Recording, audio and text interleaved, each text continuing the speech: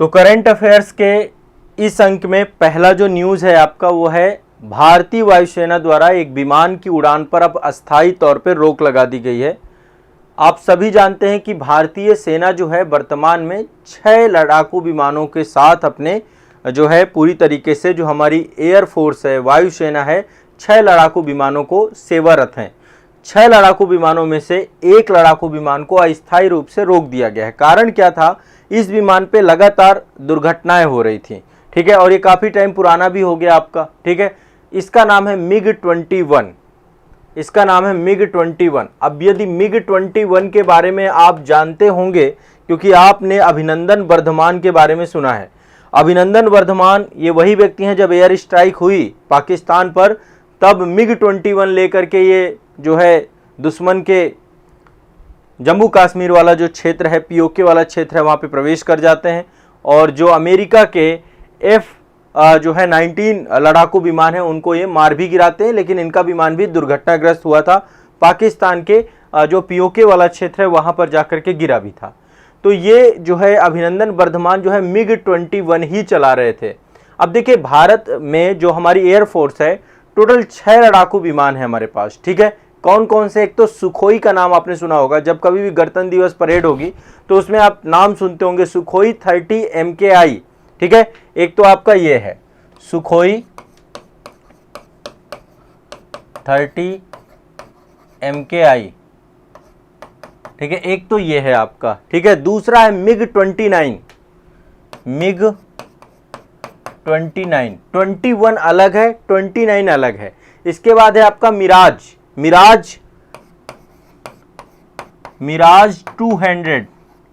2000 माफ करिएगा, मिराज 2000 एक स्वदेशी तकनीकी से डेवलप किया गया है तेजस हल्का लड़ाकू विमान है, और एक अभी नए फ्रांस से लाए गए हैं राफेल विमान। ये टोटल 5 विमान आपके, और 6वां आपका MiG-29 है, MiG-21 है। तो MiG-21 में लगातार कई सारी दुर्घटनाएं हाल ही में देखने को मिली हैं। कई बार जो है विमान क्रैश हुआ है, तो इसको अभी वायुसेना ने अस्थायी तौर पे रोक दिया है, ठीक है। तो ये भारतीय वायुसेना का प्रमुख लड़ाकू विमान है और मई 2023 में भारतीय वायुसेना ने इस विमान की उड़ान पर अस्थायी तौर पर रोक लगा दिया है। लगातार दुर्घटनाग्रस्त होने के कारण से अभी इस पर पहले जांच की जाएगी। अब इसके बारे में मैं आपको बता दूं, ये 1963 में पहली बार सेवारत हुआ और इंटरसेप्टर विमान है। इसके बारे में एक बात और बता देता हूं, विश्व के लगभग 60 से ज्यादा देश, ठीक है, रूस के द्वारा ये विमान जो है डेवलप किया गया और 60 से ज्यादा देश, लगभग सबसे ज्यादा देशों को MiG-21 को लोग जो है अब तो बहुत एडवांस वर्जन आ चुके हैं, ठीक है। तो इसमें एक सिंगल इंजन ही होता है, ठीक है। ये सिंगल सीटर है, मतलब इसमें एक ही, मतलब मल्टी रोल फाइटर है लेकिन सिंगल सीटर है, एक ही फाइटर इसमें बैठ सकता है। और ये ग्राउंड अटैक एयरक्राफ्ट है, ये जमीन में कोई भी अटैक कर सकता है। तो ये आपका जो है ये ध्यान रखिएगा, ये आपका MiG जो है अभी अस्थायी तौर पे रोका गया है, शायद करंट अफेयर्स पे चर्चा में रहेगा, ठीक है। तो अभिनंदन वर्धमान इसी को लेकर के गए थे। इसके बाद दूसरी खबर आपकी, देखिए आज हवाओं से खबर ज़्यादा है, ठीक है। दूसरी खबर है, एक देखिए विशेष प्रकार का ईंधन है जिसका नाम है SAF, ठीक है, सस्टेनेबल एविएशन फ्यूल, सतत विमानन ईंधन। अब हर जगह सतत चल रहा है, सतत विमानन ईंधन, इसको हम SAF भी बोलते हैं। SAF का फुल फॉर्म मैंने बताया, सस्टेनेबल एविएशन फ्यूल, ठीक है। ये एक ऐसा ईंधन है, मतलब जिस ईंधन में जो है ये एक तरीके से कार्बन उत्सर्जन कम होता है, लगभग जेट इंजन की तुलना में 75% कार्बन उत्सर्जन कम होता है। और ये एक तरीके से बहुत सारे जो PM मैटर्स हैं या सल्फर्स हैं उनको उत्सर्जन कम करता है आपका, ठीक है, सतत विमानन ईंधन। एक तो ये आपको ध्यान रखना है, क्लियर है, स्पष्ट है सभी को। अब यहाँ पे बात कर रहे हैं कि जो भारत है वो एक उद्देश्य लेकर के चल रहा है कि 2070 तक हम अपने आप को क्या करेंगे, शुद्ध शून्य कार्बन उत्सर्जन वाला देश बना देंगे। मतलब हमें कार्बन न्यूट्रल कंट्री के तौर पे कन्वर्ट होना है। तो उसमें से एक जो है आपका, ये आप देख पा रहे होंगे, एयर एशिया की ये उड़ान है। एयर एशिया का एक जो है आपका एरोप्लेन है जो है I-5767, ये विमान का नाम है, एयर एशिया का विमान है। इसने पहली बार एसएएफ ईंधन का प्रयोग किया। तो ये भी ध्यान रखिएगा, एसएएफ ईंधन यानी सतत विमानन ईंधन का प्रयोग करने वाला ये आपका पहला विमान बन गया है। एसएएफ ईंधन का प्रयोग करने वाला ये पहला विमान बन गया, एयर एशिया ने किया है। ठीक है, मैंने उड़ान संख्या भी बता दी, I5767 इसके द्वारा की गई है। और ये जो है उड़ान, इसमें लगभग जो है एसएएफ 1% मिलाया गया था, बहुत ज़्यादा नहीं, बट 1% बढ़ाया गया था। एसएएफ ईंधन की आपूर्ति किसने की थी? इंडियन ऑयल कॉरपोरेशन ने। ठीक है, इंडियन ऑयल कॉरपोरेशन के द्वारा किया गया था। तो आप समझिए कि आने वाले समय पे लगातार गवर्नमेंट सरकार का यही उद्देश्य है, चाहे वो आपके मोटर व्हीकल्स हों, चाहे एयरलाइंस हों, चाहे वो जो भी हो, हर जगह पे कार्बन न्यूट्रल जितना भी वर्क हो सके वो बेहतर है। ठीक है, तो ये आप ध्यान रखिएगा। इससे आपका मिश्रण किया जाता है फ्यूल के साथ, जो आपका इनका फ्यूल होता है उस फ्यूल के साथ जो है मिश्रण किया जाता है एसएएफ का। ठीक है, चलिए, तो ये ध्यान रखिएगा, एयर एशिया का I5767 ये पहला जो है एसएएफ का प्रयोग करने वाला विमान, वाणिज्यिक विमान बन चुका है, वाणिज्यिक उड़ान करने वाला विमान बन गया है, ये विमान है। ठीक है, आप लोग कभी ना कभी तो बैठे ही होंगे। चलिए आगे चलते हैं, नेक्स्ट। इनके बारे में सभी जानते हैं, ये कौन है? ये केंद्रीय कृषि और किसान मंत्री हैं, इनका नाम है नरेंद्र सिंह तोमर। बड़ा चर्चा में रहे, जब एग्रीकल्चर बिल रहे ना तब बहुत चर्चा में रहे। तो अभी इन्होंने एक जो है एकीकृत जैविक नियंत्रण प्रयोगशाला को स्थापित किया है। क्या स्थापित किया है? एकीकृत जैविक नियंत्रण प्रयोगशाला, इसको इस्टेब्लिश किया गया है। किसके द्वारा? कृषि मंत्रालय के द्वारा इस्टेब्लिश किया गया 15 मई 2023 को। शुभारंभ स्थल क्या है? हैदराबाद तेलंगाना। हैदराबाद तेलंगाना, हैदराबाद तेलंगाना में इसका जो है शुभारंभ किया गया है। और ये राष्ट्रीय वनस्पति स्वास्थ्य प्रबंधन संस्थान हैदराबाद में इसको इस्टेब्लिश किया गया है। एकीकृत जैविक नियंत्रण प्रयोगशाला को कहाँ स्थापित किया गया है? राष्ट्रीय वनस्पति स्वास्थ्य प्रबंधन संस्थान, इसको बोलते हैं NIPHM। NIPHM इसके अंदर ही इस्टेब्लिश किया गया है और ये हैदराबाद में पड़ता है, तेलंगाना की राजधानी है। ठीक है, एक तो ये ध्यान रखिएगा। ओवरऑल देखो, इसका जो उद्देश्य है ना, ये जो एकीकृत जैविक नियंत्रण प्रयोगशाला, इसका अल्टीमेट गोल क्या है कि जो जैविक कीटनाशक हैं, जो जैव नियंत्रक एजेंट्स हैं, उनकी उत्पादन पद्धति को समझना। ठीक है, और उसको लेकर के बहुत सारे जितने भी काम होते हैं, जैसे बहुत सारे जो है उनको परमिशंस देनी है, ठीक है, उनसे जुड़े हुए रिसर्च करने, उन सब पे काम करना। तो ये जो जैव कीटनाशक और जैव नियंत्रण एजेंट हैं, उनके लिए ये पूरा का पूरा आपका प्रारंभ किया गया है। ये आप देख पा रहे होंगे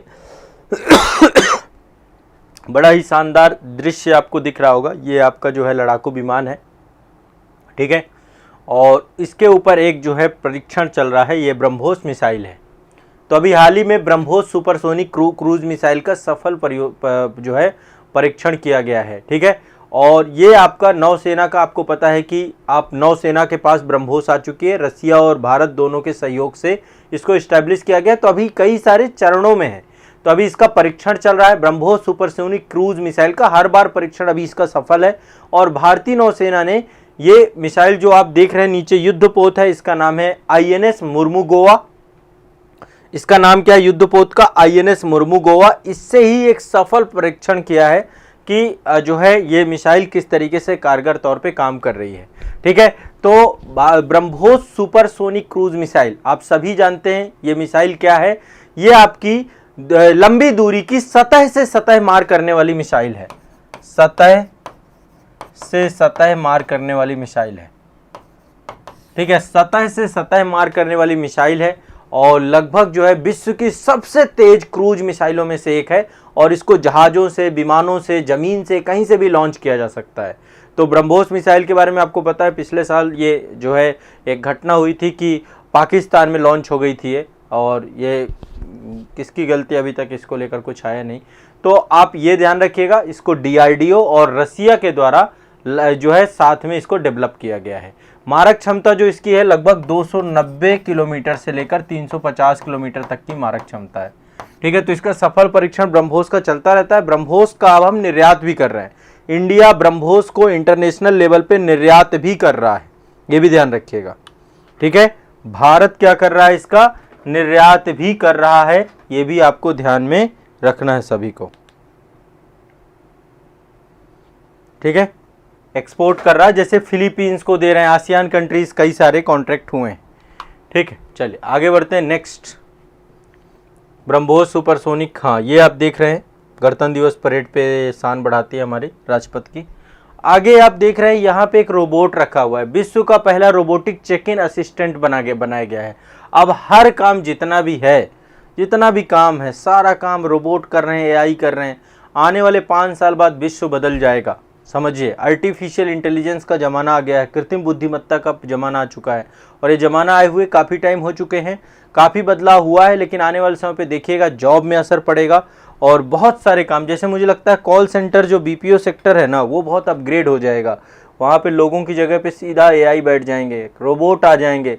रोबोटिक्स का ज़माना है, कृत्रिम बुद्धिमत्ता का ज़माना है, फ्यूचर यही है। अब मानव को रिप्लेस किया जाएगा। ठीक है, तो मशीनों का युग आने वाला है, और कहें कि आ चुका है। आप देखिए आपके हाथ में भी एक मशीन ही रहती है जिसका नाम है मोबाइल, और मोबाइल ही मशीन के माध्यम से देखिए कितना बदल गया। आप घर बैठे शिक्षा ले पा रहे हैं, घर बैठे पढ़ पा रहे हैं। ठीक है, तो फ्यूचर बहुत जो है ब्राइट कहें, या फिर ये भी कहें कि एक नए इनोवेशंस भरा होगा। बहुत सारे चैलेंजेस भी इसको लेकर के हैं। विश्व का पहला रोबोटिक्स चेक इन असिस्टेंट, ठीक है, ये आपका जो है डेवलप हो चुका है। और ये आपका जैसे चेक इन करते हैं ना, जब कभी एयरपोर्ट में जाते हैं तो आपको पहले अर्ली चेक इन करना पड़ता है, ये सूचित करना पड़ता है एयरलाइन को कि आप पहुंच गए हैं और आप जो है, तो ये एक चेक इन को लेकर के दुबई की एक एयरलाइन है एमिरेट्स, बहुत महंगी एयरलाइन है। एमिरेट्स के द्वारा पहला robotic check in assistant develop किया गया है। ठीक है, और ये इसका नाम रखा गया सारा। ठीक है, ये आप देख पा रहे हैं, ये डिवाइस रखी है ना एमिरेट्स के द्वारा, इसका नाम है सारा। ये जो है आपका डेवलप किया गया है किसने? दुबई इंटरनेशनल फाइनेंशियल सेंटर जो आपका है, वहां पर जो है इसको रखा गया है। और ये आपका जो है जो चेक इन होता है उसका एक हिस्सा रहेगा। ठीक है, ये स्कैन, जो पासपोर्ट होंगे उसको स्कैन भी करेगा, उनके चेहरों का मिलान करेगा, यात्रियों की जांच करेगा, सामान छोड़ने वाले, मतलब ओवरऑल जो काम अभी तक मानव कर रहा था वो सारे काम ये कर पाएगा। ठीक है, उनका सामान छोड़ने वाले क्षेत्रों में उनको बताएगा कि भाई यहाँ पे जाना है। अभी क्या होता है, जब जाते हैं तो असिस्टेंट खड़ी रहती है ना, एयरलाइन में जो एयर होस्टेज होती हैं वो होती हैं, उनकी जगह अब आ चुका है ये रोबोट आ चुका है। ठीक है, तो ये भी ध्यान रखिएगा। क्लियर है, स्पष्ट है? चलिए, तो सारा आपका जो है ये पहला रोबोट आ चुका है चेक इन असिस्टेंट के तौर पे। दुबई इंटरनेशनल जो आपका जो दुबई की एयरलाइन है एमिरेट्स, उसके द्वारा इसको लॉन्च किया गया है। चलिए, ये हो गया आपका। दूसरा आपका ब्रह्मोस सुपरसोनिक क्रूज मिसाइल का सफल परीक्षण किया गया। एकीकृत जैविक नियंत्रण प्रयोगशाला हैदराबाद तेलंगाना में प्रारंभ की गई। एयर एशिया का ये जो है आपका सतत विमानन ईंधन SAF आपका ये जो है प्रयोग करने वाला एयर एशिया का पहला विमान बन गया।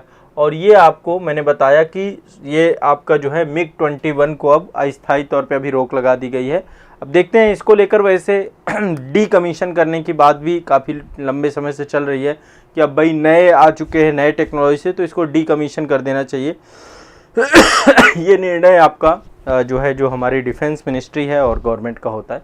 ठीक है, तो ये आपका जो है कंप्लीट हो गया आज का करंट अफेयर्स का टॉपिक, इसको रिवाइज करिए। ठीक है, चलिए।